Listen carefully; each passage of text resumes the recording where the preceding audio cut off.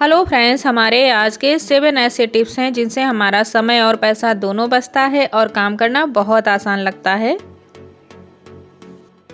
Hello friends, welcome to my channel Sarita tips and blog. Friends, आज के मेरे tips आपको पसंद आते हैं तो चैनल को सब्सक्राइब कर लेना, वीडियो को लाइक एंड शेयर करना बिल्कुल ना भूलना।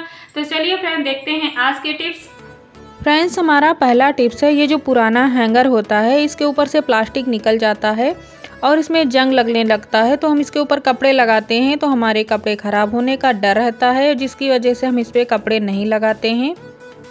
इसको हमें फेंकना नहीं है, इसका इस्तेमाल हम कर सकते हैं इस तरीके से इसको बना करके। एक हमको लेना है पतले साइज़ का इस तरीके का टेप। अब इस टेप को हमें हैंगर के ऊपर लगाना है। पतले साइज़ का टेप लेना है, इसको लगाने में आसानी रहती है। चौड़े साइज़ का टेप लगाने में थोड़ी सी दिक्कत होती है, तो टेप को इस तरीके से हमें लगाना है इसके ऊपर। जब हम टेप को इसके ऊपर इस तरीके से लगा देते हैं तो जिसमें जंग लगा होता है वह पूरा कवर हो जाता है।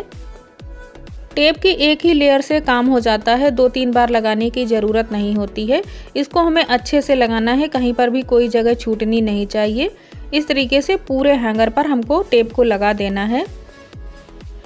अब आप इस हैंगर पे कोई भी गीला सूखा कपड़ा टांग करके इसको इस्तेमाल कर सकते हैं। इसको बेकार समझकर फेंकने की ज़रूरत नहीं होती है, आप इसे फिर से इस्तेमाल कर सकते हैं। यह बिल्कुल नया जैसा हो गया है। हमारा दूसरा टिप्स है आइस क्यूब ट्रे से आइस क्यूब को बाहर निकालना। जब हम इनको इस्तेमाल करना चाहते हैं तो हमको बहुत जल्दी रहती है इनमें से आइस क्यूब निकालने की। जल्दबाजी में हम क्या करते हैं, इसको ठोकना शुरू कर देते हैं या फिर ऐसे ही इसको ऐंठना मरोड़ना शुरू करते हैं, जिसकी वजह से कभी कभी प्लास्टिक हार्ड होता है तो यह ट्रे टूट जाती है या फिर ख़राब हो जाती है। तो ऐसा हमको नहीं करना है। आपका आइस क्यूब ट्रे छोटा है या बड़ा है, उस हिसाब से आपको बर्तन लेना है। और इस बर्तन में अब हम डालेंगे थोड़ा सा नॉर्मल पानी। अगर आपको बहुत ज़्यादा जल्दी है तो आप इसमें हल्का गुनगुना पानी डालिए, उससे और भी ज़्यादा जल्दी आइस क्यूब बाहर आता है।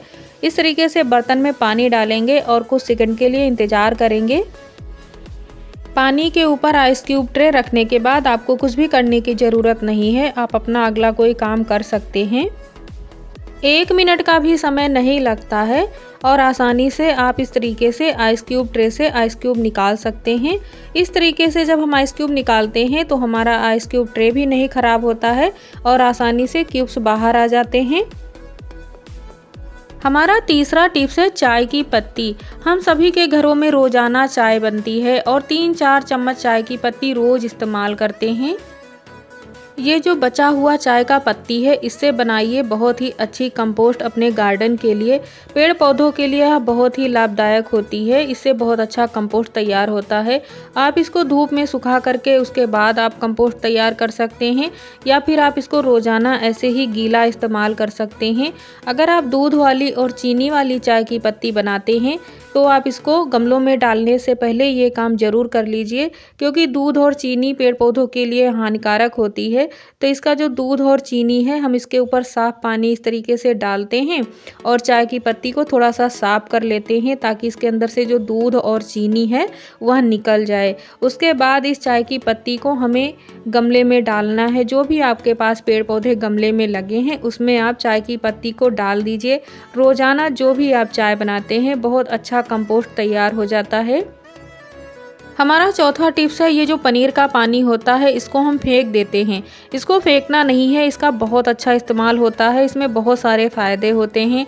कोई भी आप ग्रेवी वाली सब्जी बनाइए, उसमें पानी को डाल सकते हैं।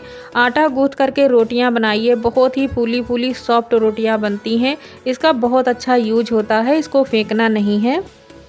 हमारी अगली टिप्स है, जब हम बनाते हैं नल के पानी से आइस क्यूब। ज़्यादातर सभी के घरों में फ़िल्टर नहीं होता है, नल के पानी का ही इस्तेमाल होता है।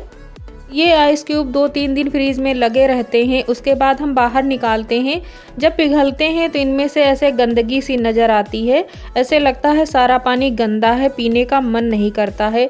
अगर आप इस समस्या से बचना चाहते हैं, बहुत ही साफ़ और पारदर्शी आइस क्यूब बनाना चाहते हैं, तो उसके लिए आपको क्या करना है, जब भी आप आइस क्यूब बनाएं तो पानी को पहले गर्म करें, उसके बाद ठंडा कर लें, फिर पानी को अच्छे से छान करके आइस क्यूब ट्रे में डालें।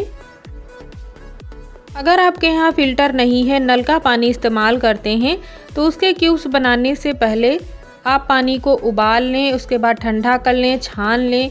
आप उबले हुए पानी से आइस क्यूब बनाएंगे। 2 हफ्ते बाद भी आप आइस क्यूब को बाहर निकालेंगे तो पिघलने के बाद में इस तरीके से गंदा पानी आपको कभी भी नज़र नहीं आएगा।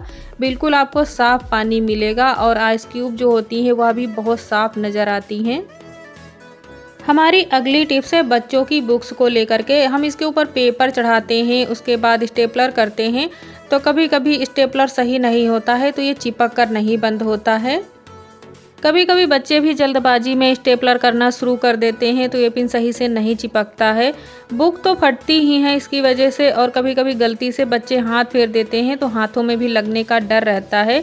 तो इसकी वजह से पूरी पिन को निकालने की ज़रूरत नहीं है। पूरा पिन निकालेंगे उसके बाद दूसरी लगाना है, ऐसा कुछ नहीं है। आपको एक बेलन लेना है और इसके ऊपर इस तरीके से टैप टैप करना है, बढ़िया से चिपक जाती हैं। अब से ये कभी भी ना बुक फटेंगी इसकी वजह से और ना ही हाथ में लगेगा।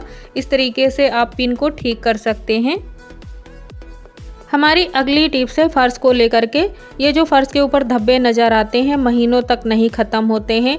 किचन में हम काम करते हैं तो कभी कभी नींबू, सिरका, विनेगर कुछ इस तरीके से फ़र्श पे गिर जाता है और यह समस्या काले सीमेंट की जो फ़र्श होती है उसके ऊपर ज़्यादा नज़र आती है।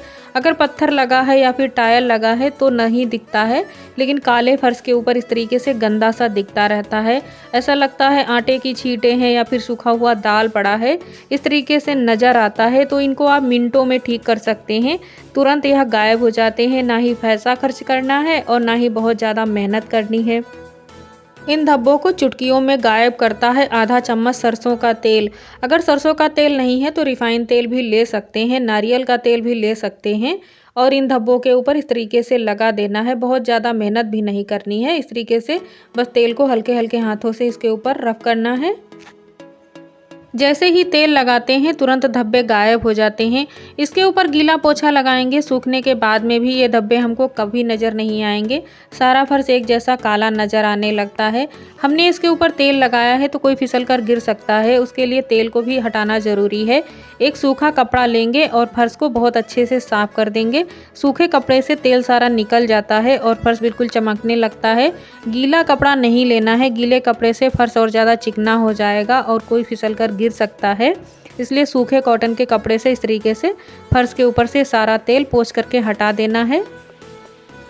छोटे छोटे आइडियाज़ हमारे काम को बहुत आसान बना देते हैं। जब हम टिप्स एंड ट्रिक के साथ में काम करते हैं तो हमें ना ही ज़्यादा मेहनत लगती है और ना ही ज़्यादा पैसे खर्च करने पड़ते हैं। सो फ्रेंड्स, हमारे आज के टिप्स एंड ट्रिक आपको कैसे लगे हमें कमेंट बॉक्स में ज़रूर बताना। मिलते हैं आपको नेक्स्ट ब्लॉग के साथ, तब तक के लिए बाय बाय।